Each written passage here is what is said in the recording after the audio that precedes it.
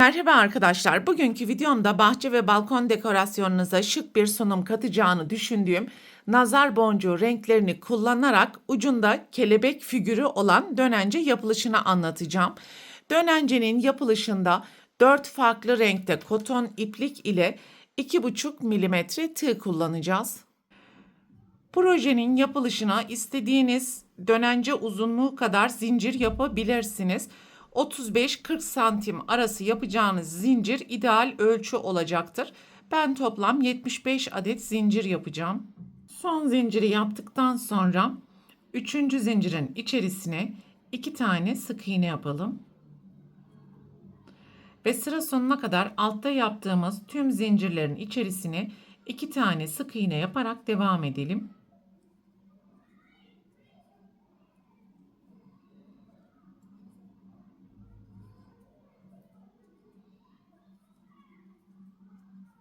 Sıranın sonuna geldiğimiz zaman bir zincir yapalım, ipi keselim, ikinci renk ile sıranın başından devam edelim.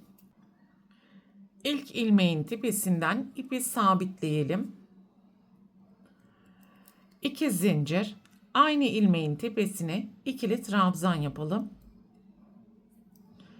Ve sıra sonuna gelene kadar altta yaptığımız tüm sık iğne ilmeklerinin tepesine 2 tane ikili trabzan yaparak devam edelim.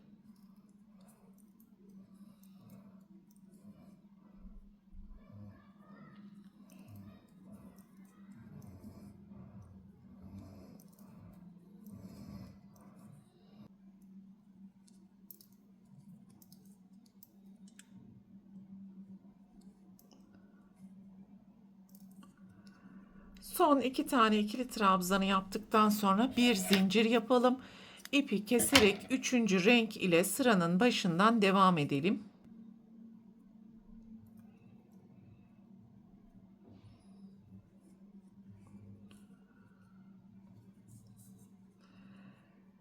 İlk ilmeğin tepesinden ipi sabitleyerek bir zincir yapalım.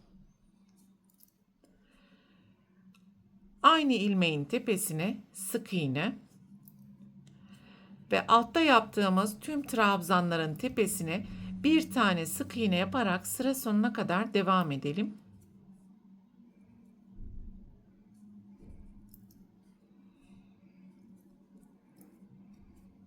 Sıranın sonuna geldiğimiz zaman bir zincir yaparak ipi keselim.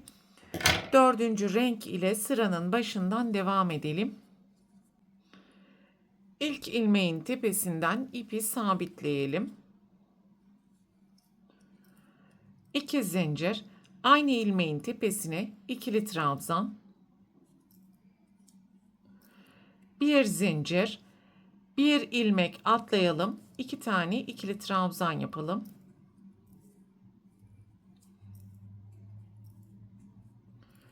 Bir zincir, bir ilmek atlayalım. 2 tane ikili trabzan.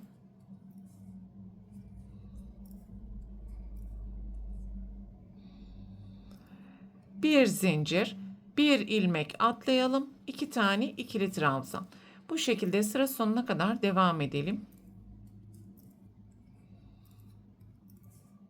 Sıranın sonuna geldiğimiz zaman bir zincir, bir ilmek atlayalım ve son ilmeğin tepesine 2 tane ikili trabzan yapalım. Bir zincir, ipi keselim, beyaz renk ile sıranın başından devam edelim.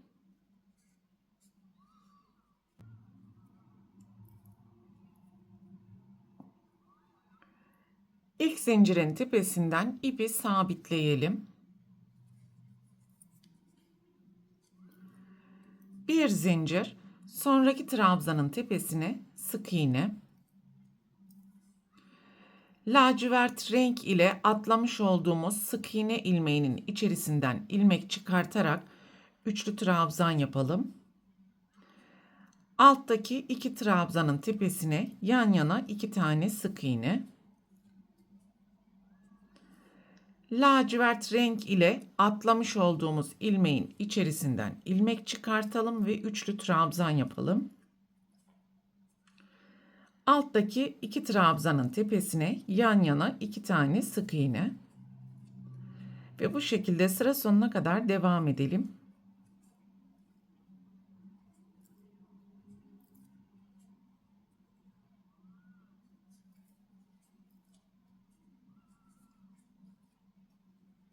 Sıranın sonuna geldiğimiz zaman aynı renk ile devam edeceğimiz için bir zincir yaparak deseni çevirelim. İlk ilmeğin tepesine 2 tane sık iğne, sonraki ilmeğin tepesine bir sık iğne, sonraki ilmeğin tepesine 2 sık iğne, sonraki ilmeğin tepesine bir sık iğne. Sıra sonuna gelene kadar alttaki tüm ilmeklerin tepesine sırayla çift tek sık iğne yaparak devam edeceğiz.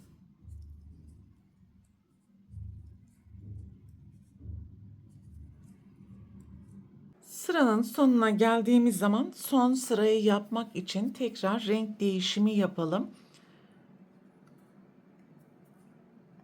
3 zincir, deseni çevirelim. Birinci zincirin içerisine kayma dikişi yapalım. Bir ilmek atlayalım. Tekrar kayma dikişi. 2 zincir. Birinci zincirin içerisine kayma dikişi. Bir ilmek atlayalım. Kayma dikişi yapalım. 2 zincir. İkinci zincirin içerisine kayma dikişi. Bir ilmek atlayalım. Kayma dikişi. Bu şekilde sıra sonuna kadar devam edelim.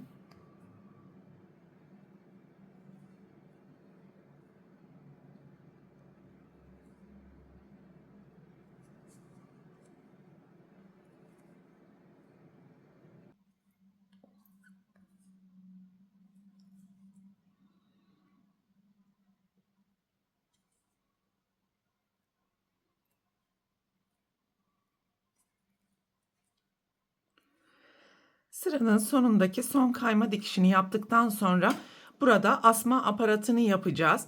İstediğiniz uzunluk kadar zincir yapabilirsiniz. Toplam 25 adet zincir yaptım.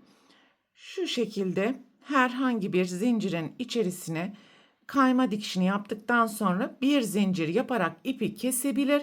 Bu noktada boncuklarla süsleyebilirsiniz ya da zincirin olduğu yere boncuklar yapabilirsiniz arkadaşlar. Ben daha sonra kamera arkasında buradaki ipi zincirlerin arasından geçireceğim ve yapmış olduğumuz dönencenin uç kısmındaki süslemeler için kelebek kullanacağım. Kelebeklerin yapılışını bir önceki videomda anahtarlık olarak göstermiştim. Burada tek fark üst noktaya kadar kayma dikişini yaptıktan sonra kelebeğin antenlerini yapmadan boncuk ile süsleme işlemlerini yapacağız arkadaşlar. Son kayma dikişini yaptıktan sonra bir miktar ip bırakarak ipi keselim.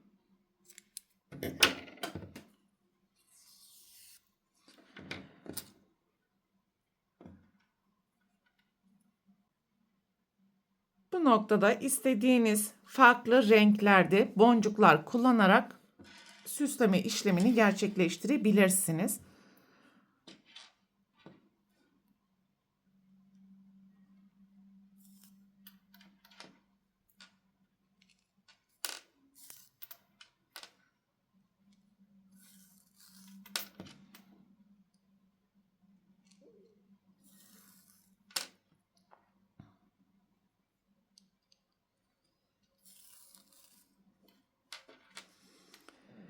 Bu şekilde boncukları da geçirdikten sonra yapmış olduğumuz dönencenin birinci sırasındaki ilmekler arasından sabitleyebilirsiniz.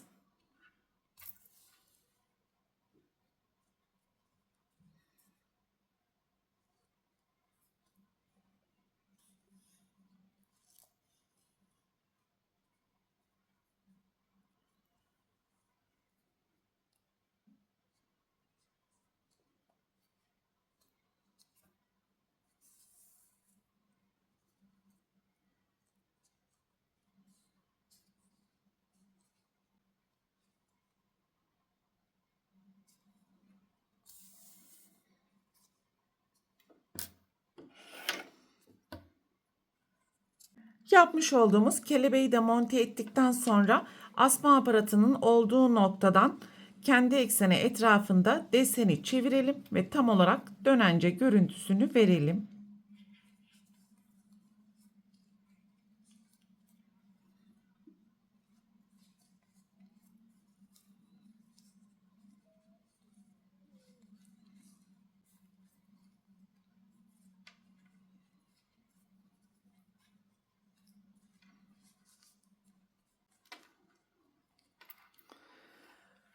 Bakın, açtığımız zaman da gayet şık bir görüntüsü olmuş oldu arkadaşlar. Sizlere fikir olması açısından sol tarafa bırakmış olduğum farklı renk kombinleri ile ördüğüm dönencelerin renk kombinelerini de uyarlayabilirsiniz arkadaşlar. Bu videoda anlatacaklarım bunlardan ibaretti. Umarım sizler için faydalı bir video olmuştur. Sonraki eğitim videosunda görüşene dek lütfen kanalıma abone olarak videomu beğenmeyi ve düşüncelerinizi yorumlar kısmında belirtmeyi unutmayın lütfen. Hoşça kalın.